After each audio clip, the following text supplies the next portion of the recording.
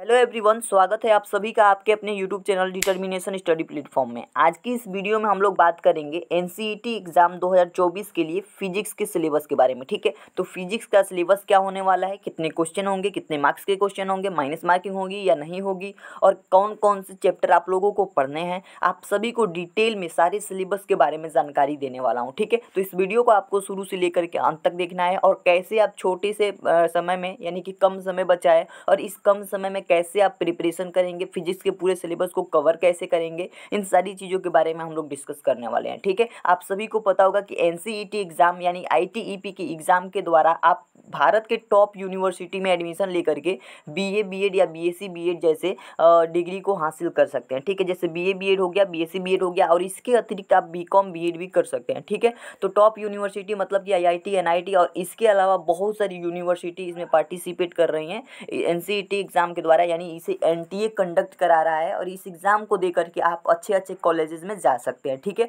और वहाँ से अपनी ग्रेजुएशन और प्लस में बीएड की डिग्री आप हासिल कर सकते हैं। ठीक है, तो इस बात को आप जानते होंगे। आइए हम लोग फिजिक्स के सिलेबस के बारे में अगर बात करें तो आप सभी को याद होना चाहिए कि फिजिक्स के सिलेबस में आपके टोटल नंबर ऑफ क्वेश्चन होंगे 25। ठीक है, कितने क्वेश्चन होंगे? 25 क्वेश्चन आपके टोटल पूछे जाएंगे फिजिक्स के सिलेबस में। ठीक है, और आपके टोटल मार्क्स कितने होंगे? 100 मार्क्स के होंगे। ठीक है, पूरा पेपर आपका होगा जो फिजिक्स का, जैसे फिजिक्स से 25 क्वेश्चन पूछे जाएंगे और ये 25 क्वेश्चन जो होंगे 100 मार्क्स के होंगे। ठीक है, 100 नंबर के होंगे, और उसके बाद करेक्ट आंसर के लिए आपको 4 नंबर मिलेगा और इनकरेक्ट आंसर के लिए आपको 1 नंबर घटा दिया जाएगा। 1 नंबर मतलब माइनस मार्किंग है। ठीक है, तो इस तरीके से आप समझ सकते हैं पैटर्न जो है फिजिक्स का इस तरीके से होने वाला है। तो आइए हम नेक्स्ट बात करेंगे कि कौन कौन से चैप्टर आप सभी को पढ़ने हैं। तो सबसे पहले चैप्टर्स को पढ़ने से पहले मैं आप सभी को इन्फॉर्म कर देता हूँ, बता देता हूँ फिजिक्स का सिलेबस पढ़ना है। वो फिजिक्स का सिलेबस आप लोगों का बिल्कुल 12th क्लास का एनसीईआरटी लेवल होगा। ठीक है, एनसीईआरटी लेवल, जैसे आप सीयूईटी का एग्जाम दिए हैं और जिस तरीके से डोमेन में फिजिक्स केमिस्ट्री मैथ का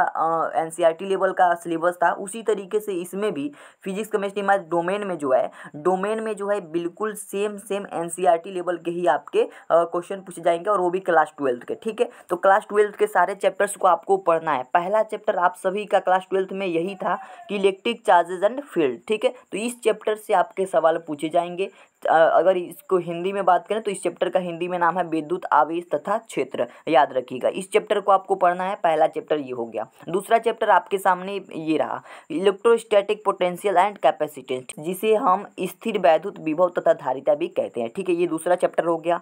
नेक्स्ट चैप्टर की बात करें तो तीसरा चैप्टर आप सभी के सामने करंट इलेक्ट्रिसिटी है, जिसे हिंदी में बात करें तो हिंदी में इसे विद्युत धारा कहते हैं। ठीक है, चौथे चैप्टर की बात करें तो चौथा चैप्टर है मूविंग चार्जेस एंड मैग्नेटिज्म। ठीक है, क्या है? मूविंग चार्जेज है, मैग्नेटिज्म, जिसको हिंदी में हम गतिमान आवेश और चुंबकत्व कह सकते हैं। ठीक है, पांचवें चैप्टर की बात करें तो 5 नंबर चैप्टर आप सभी के सामने मैग्नेटिज्म एंड मैटर। इस चैप्टर से भी क्वेश्चन आपके पूछे जाएंगे, चुंबकत्व एवं द्रव्य कहते हैं। ठीक है, नेक्स्ट चैप्टर हमारे पास 6 नंबर चैप्टर है इलेक्ट्रोमैग्नेटिक इंडक्शन। ठीक है, इलेक्ट्रोमैग्नेटिक इंडक्शन से भी आपके क्वेश्चन पूछे जाएंगे, जिसे हिंदी में वैद्युत चुंबकीय प्रेरण कहते हैं।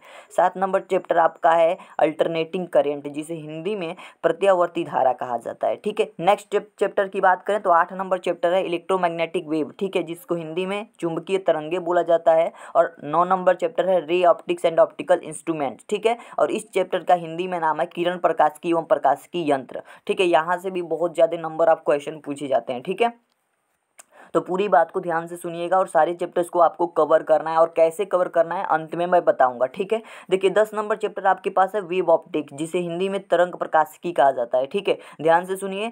11 नंबर क्वेश्चन है dual nature of radiation and matter. ठीक है, dual nature of radiation and matter, यानी कि हिंदी में इसे कहा जाता है विकिरण तथा द्रव्य की द्वैत प्रकृति। ठीक है, तो इस चैप्टर से भी आपके क्वेश्चन आ सकते हैं, और बाकी नीचे आपके जो चैप्टर्स हैं वो बहुत छोटे छोटे चैप्टर हैं। 12 नंबर चैप्टर है आपका एटम, जिसे परमाणु कहा जाता है। 13 नंबर है न्यूक्लियाई, जिसे नाभिक कहा जाता है। और इस तरीके से 14 नंबर चैप्टर यानी अंतिम चैप्टर आपका होगा सेमीकंडक्टर इलेक्ट्रॉनिक्स। ठीक है, सेमीकंडक्टर इलेक्ट्रॉनिक्स, जिसमें कि मटेरियल पढ़ना होगा, डिवाइसेस पढ़ना होगा एंड सिंपल सर्किट्स पढ़ना होगा। ठीक है, तो इस तरीके से मतलब इसके हिंदी में नाम की बात करें तो अर्धचालक कहा जाएगा, और पदार्थ युक्तियाँ तथा सरल परिपथ के बारे में आपको जानकारियाँ लेनी पड़ेगी। ठीक है, तो आशा करता हूँ आपने फिजिक्स के सारे चैप्टर्स को देख लिया, और यही आपके 14 चैप्टर आप लोगों को पढ़ने हैं। और मैं बता बता देता हूँ कि आप लोगों को तैयारी किस तरीके से करनी है। तैयारी के लिए आप सभी को सबसे पहले डेडलाइन बनानी है हर एक चैप्टर को, ठीक है। देखिए जो चैप्टर 2 दिन लायक होगा, जो चैप्टर 1 दिन लायक होगा, उस तरीके से 1 दिन में 2 दिन में ऐसे करके आप लोगों को डेडलाइन बना लेनी है हर चैप्टर को, ठीक है। और उस चैप्टर को उसी तरीके से कंप्लीट करना है। मतलब जिस तरीके से आपने डेडलाइन तैयार कर लिया, जैसे कि मान लीजिए 14 नंबर चैप्टर जो है ये 1 दिन का चैप्टर है। मैं आप लोगों को बता देता हूँ, 1 दिन में आप इस चैप्टर को पूरी अच्छे तरीके से एनसीईटी लेवल का कर सकते हैं, ठीक है। एनसीईआरटी लेवल से अगर पढ़ा जाए तो ये आसानी से इस चैप्टर को 1 दिन में करा जा सकता है, ठीक है। तो इसको बस 1 दिन देना है, 2 दिन नहीं देना, केवल 1 दिन में इसको तैयार करिए। उसके बाद से जो है डेली इसको आधा घंटा या 15 मिनट रिवाइज करते हुए चलिए, और इस तरीके से आपका जो 14 नंबर चैप्टर है ये अच्छे से तैयार भी हो जाएगा और ज़्यादा टाइम भी नहीं लगेगा। और इसी तरीके से स्मार्ट स्टडी के साथ साथ आप सारे चैप्टर्स को कवर कर सकते हैं, ठीक है। आशा करता हूँ आप सभी को ये वीडियो पसंद आई होगी, ठीक है। किसी भी तरीके की कोई भी दिक्कत हो आप कमेंट बॉक्स में बता सकते हैं। और इसके अतिरिक्त जो अन्य सब्जेक्ट भी हैं उन सभी सब्जेक्ट के हम सिलेबस को अभी डिस्कस करेंगे, और डिस्कस करने के बाद से जितने भी आपके सिलेबस मतलब जितने भी आपके सब्जेक्ट हैं उन सभी सब्जेक्टों को कंप्लीट कराने की भी कोशिश करेंगे। और इन्हीं